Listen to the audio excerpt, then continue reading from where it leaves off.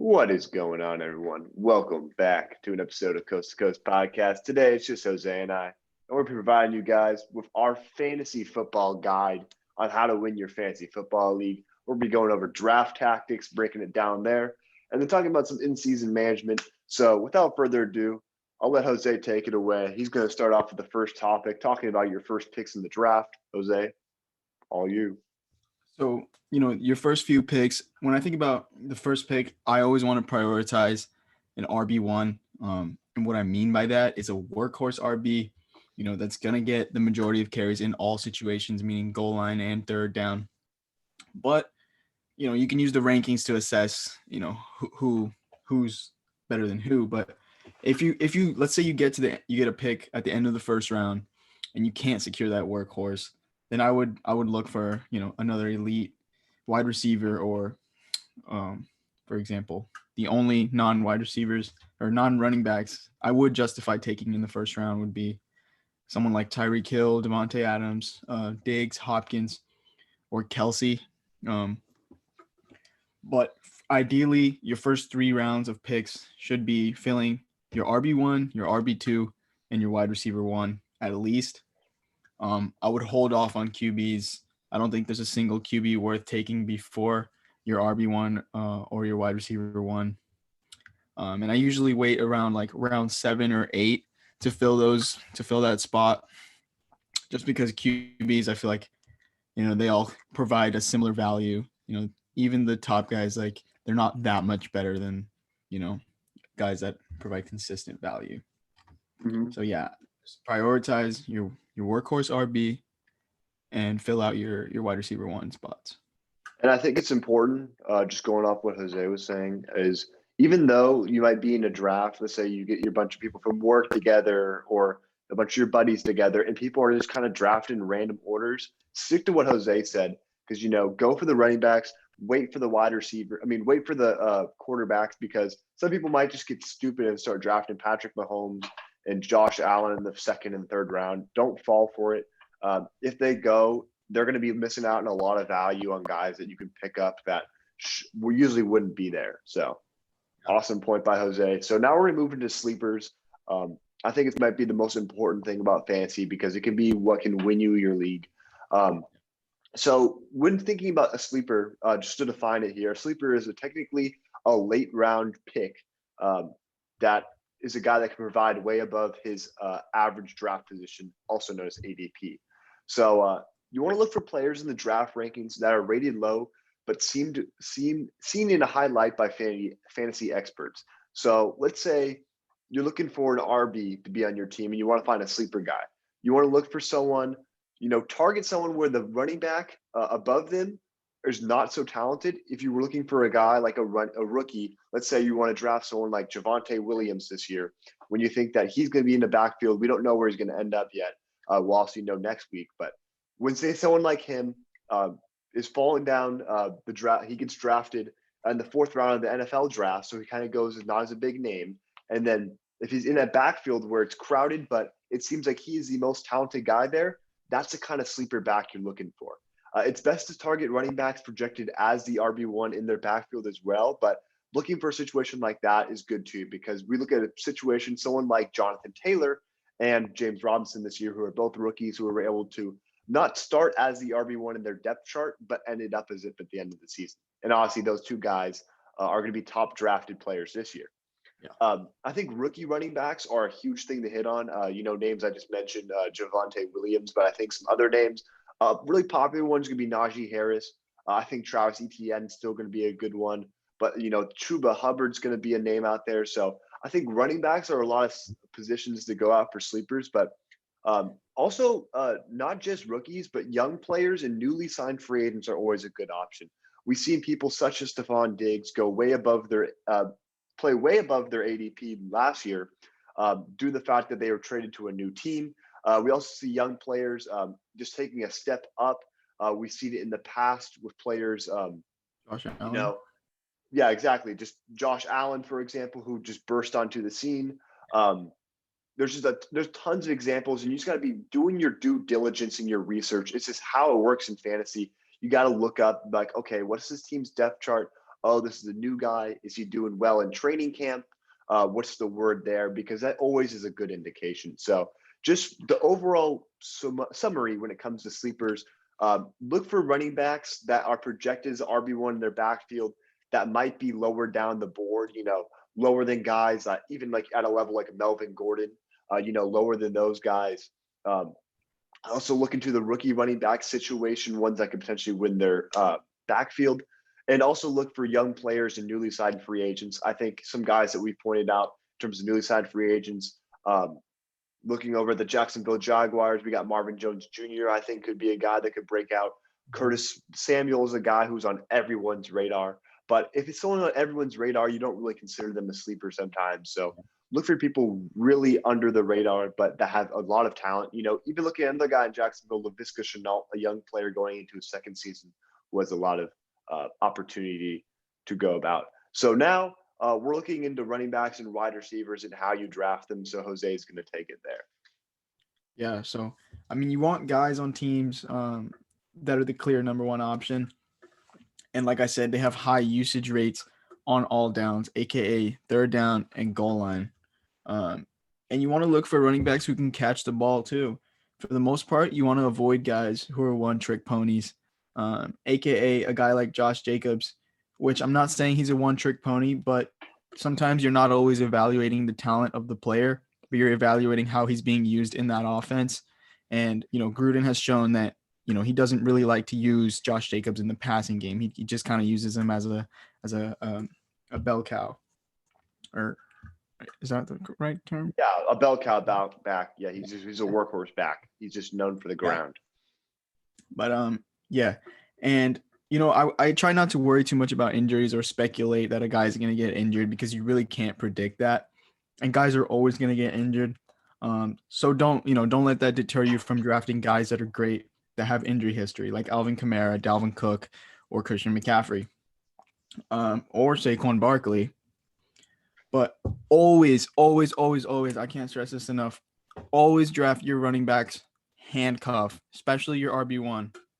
Even if you don't draft him, you can pick him up on waivers.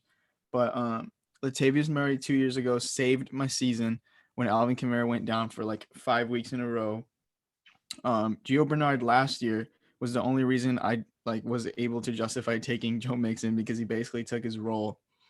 So, I mean, drafting a handcuff is essentially like a safety blanket for when your RB1 goes down and they step up into that RB1 role. And especially for guys with injury history or vulnerability. Some of the best handcuffs this year include Tony Pollard, Alexander Mattison, Marlon Mack, or A.J. Dillon. In the past, we've had handcuffs become RB1s for almost an entire season, like James Conner, Mike Davis last year, Myles Gaskin last year. And my final point here is, for the love of God, please avoid Patriots and 49ers running backs at all costs, unless you're using them as your flex on a week-to-week basis. But these are guys you cannot count on just because of the way the run scheme is set up. They like to spread the ball. They like the RBBC. Same thing with Philly. They're not guys you can depend on week to week, but matchup based, they are guys with value. Dependent on a said matchup, or let's say certain guys in the depth chart go down with injury and they're the only one left, or like a clear number one guy. Yeah, just to add on to that, you're talking about the 49ers backfield. It's especially messy now since they just picked up Wayne Gallman. Now they got Raheem Mostert, Wayne Gallman, Jeff Wilson had a fantastic end of the season. Obviously, I'm the 49ers fan, but I understand where Jose is coming from. And especially the Patriots, I think a name that's going to be flashy is Damian Harris, because he was able to have a really good yards per carry last year. And PFF ranks him as like a top 5 running back. But it's the nature of the coaching staff. The coaching staff isn't changing in New England or San Francisco anytime soon. Yeah. And like I said, you're not always evaluating the talent of the player, but evaluating how he's being used in that said offense. Mm-hmm. But moving on to our in-season management section. Liam, take it off with the waiver wire game. All right, so I think, the sleepers, obviously, I said were very important, but going against my word, I know from what Chan worked the way to win our league, the waiver wire game might be the most important. So just for providing some background information, the waiver wire is essentially all the players that aren't drafted or on teams that can be picked up on a week-to-week basis. Typically, there's about a period from, let's say, the end of Monday Night Football, about Tuesday to Wednesday, where you can submit your claims for these players, and based upon how your team is doing record-wise, you have priority to secure these players. But it breaks a lot more down than that, because there's players that people might not see in the top of the waiver wire that can end up being a huge contribution to your team.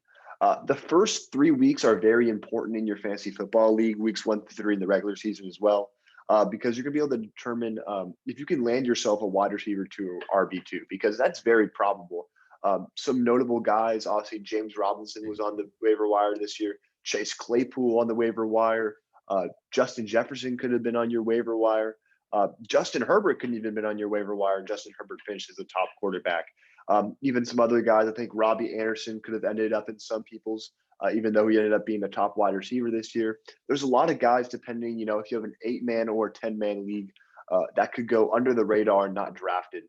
The quarterbacks are usually the ones that end up being the top of the waiver wire. So those are really important when it comes down to the nitty gritty end of the season, when you're looking to secure a guy who could win you a game. So the important thing to look at in waiver wire is not only paying attention to doing your research about, a guy that might be working his way up in the running back room or the wide receiver room who's been putting on some performances, but also looking at matchups. So let's say you're doing the waiver wire in terms of a week to week basis. You're looking for someone to play quarterback because your guy's on a bye week.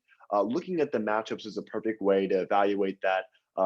Because ESPN, if you're using ESPN to do fantasy, is a perfect way to look at it to evaluate the average point values allowed by the defense. So typically, if it's a wide receiver, ESPN will show you, it's the 32nd ranked defense against wide receivers in fantasy football, not just the defense itself, but in terms of fantasy football points.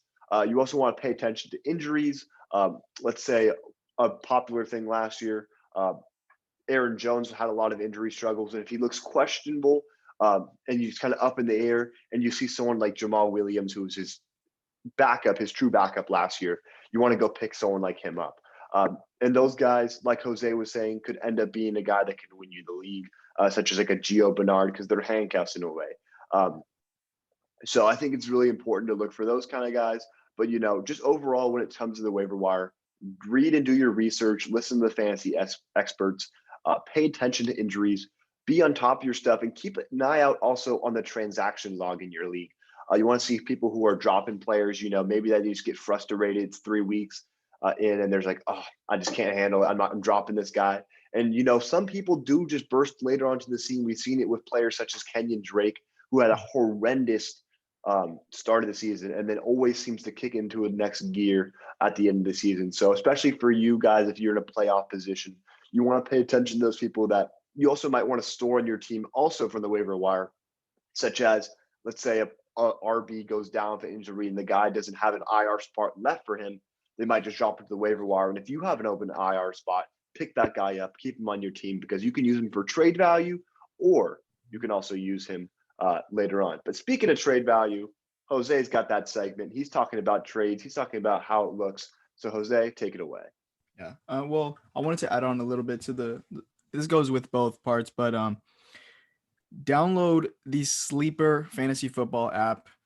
It gives you insanely fast notifications, way faster than ESPN updates, injury updates, anything like that. If an injury occurs in practice or like anything like that, you'll be updated instantly on the Sleeper app way before it ever updates on ESPN. So let's say a guy that, doesn't have that app, doesn't know about a said injury or a said, trade or something, you can literally finesse him.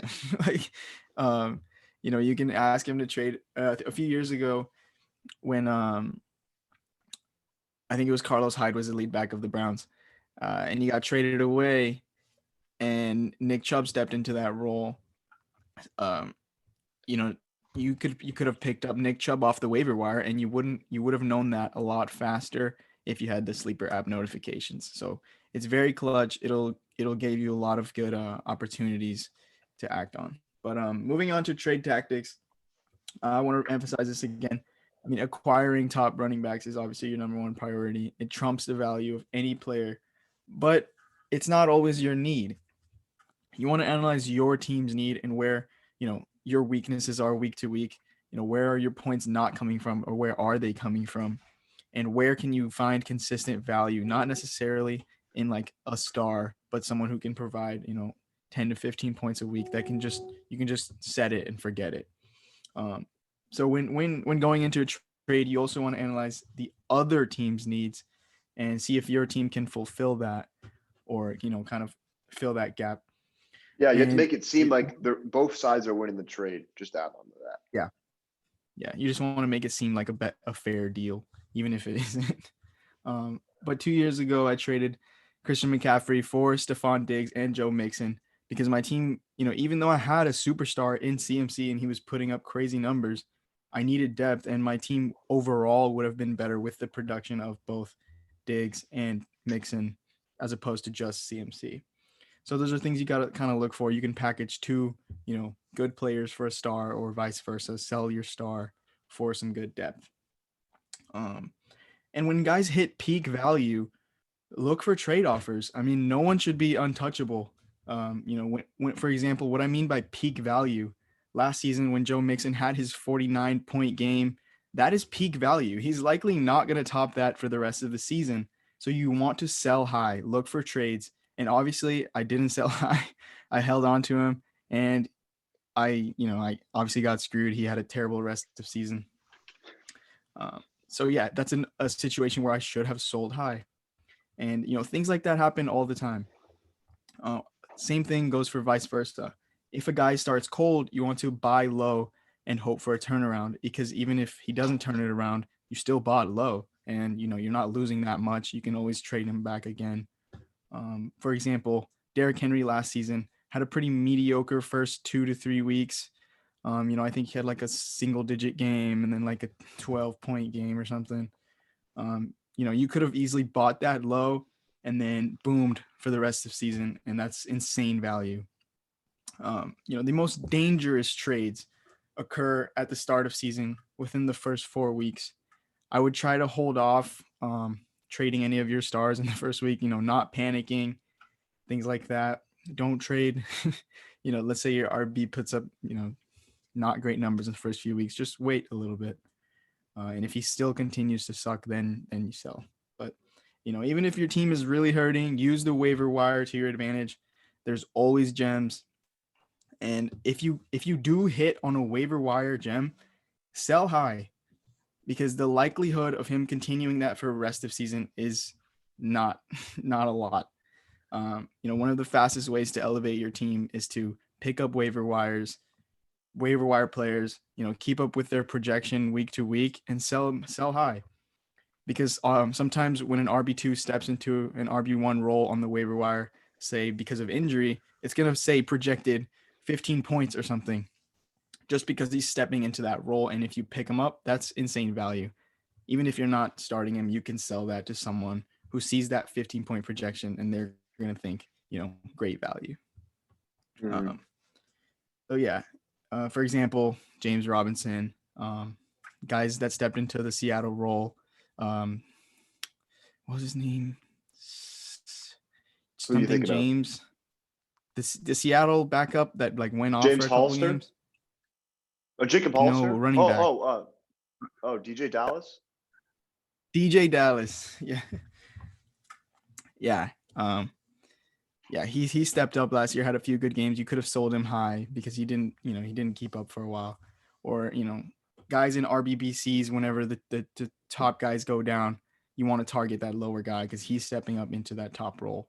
And you don't necessarily always want to keep them. You can sell them. Mm-hmm. But yeah. Yeah, just kind of add on to that, talking about when you're saying selling high, I think that's a really important thing. It's something that I think would have propelled myself into the playoffs if I wasn't so focused on Russell Wilson last season. I think everyone knows, if you followed football last year, Russell Wilson had a fantastic, basically 1 through 8 weeks, was the leading for MVP, and I was getting some ridiculous offers from him. I think Deshaun Watson in like a wide receiver 2 was what someone threw at me. And to look at it, I would have probably made the playoffs because Deshaun Watson had a fantastic run to the end of last year. And then also in terms of buying low and even selling low sometimes, let's say you have a player, for example, a trade that happened in our league last year was Ezekiel Elliott got traded because he was kind of on a downward spiral because they're kind of taking him out and putting Tony Pollard in for more. You can still convince people if the person has a track record of being a star that you can trade them and get good value for them. So I think that's important. But talking about value and looking at the most essential part of fantasy football is talking about who you're going to start week in, week out. And it's essential to research matchups. You want to know who your guys are going against, what the defense fares against them. And just, is there history against this team?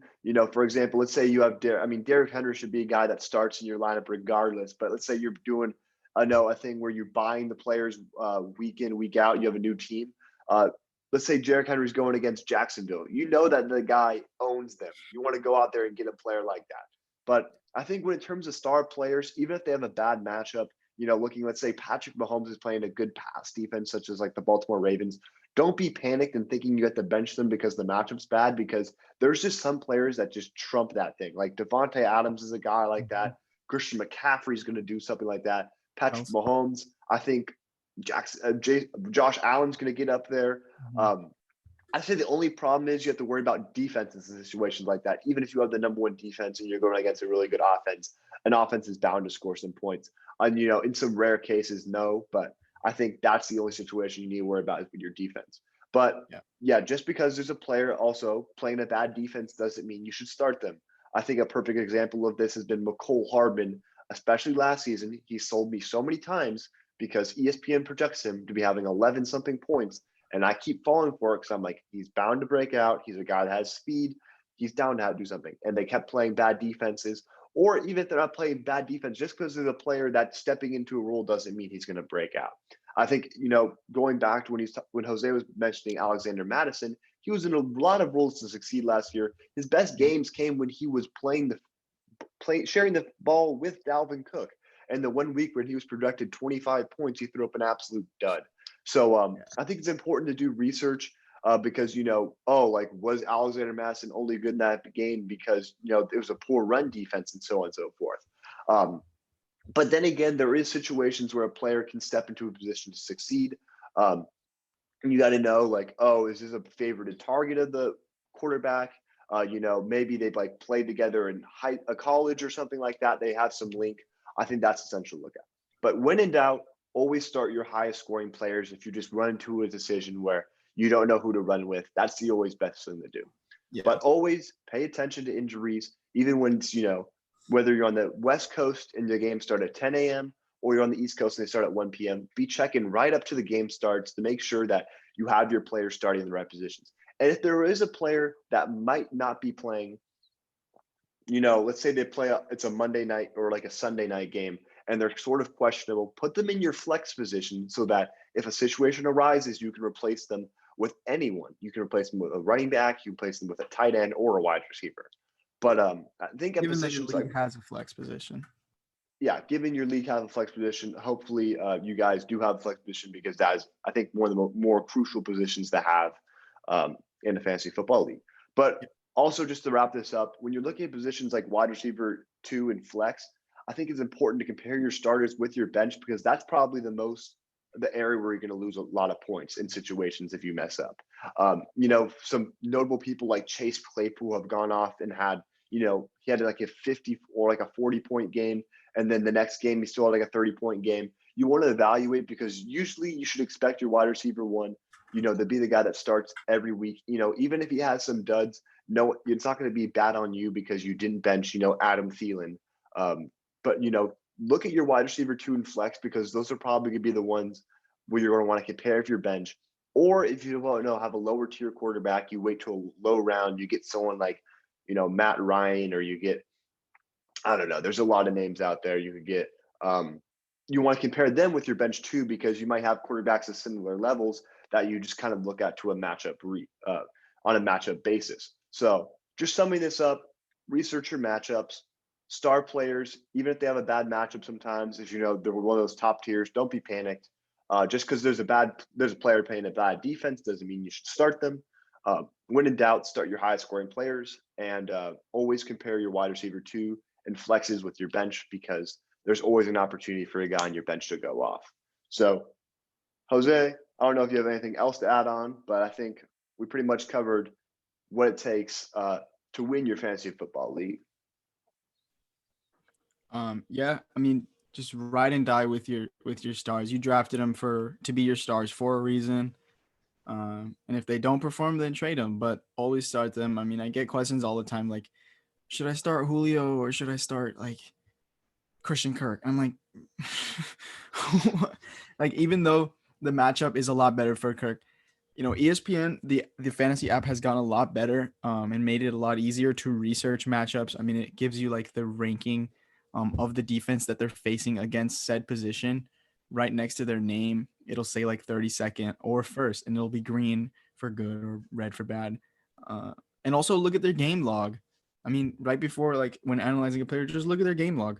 Look at their past few games or, any games they've had previously against that team. Yeah, and literally when it comes to research, seriously, 10 minutes maximum a day can be all you have to do, and you can literally pull off a team that can win a championship. So, like Jose said, look at the game logs, and I think that's also an essential thing to look at. And just be on top of your stuff. Don't just let your team sit there and set your lineups weeks in advance, because you can do that on the ESPN app. Just pay attention. Look at trends in players. Are they trending downwards? Don't give up on your star players too early. And I think if you follow what we had today, and if you ask us any questions throughout your season, you can pretty much win your fantasy football league. So I think we're done here today. This weekend, we'll be coming back to you with another episode of Sunday Talk, and some interesting draft content will be coming to you guys shortly. So without further ado, this is Coast to Coast Podcast. We're signing out. Peace.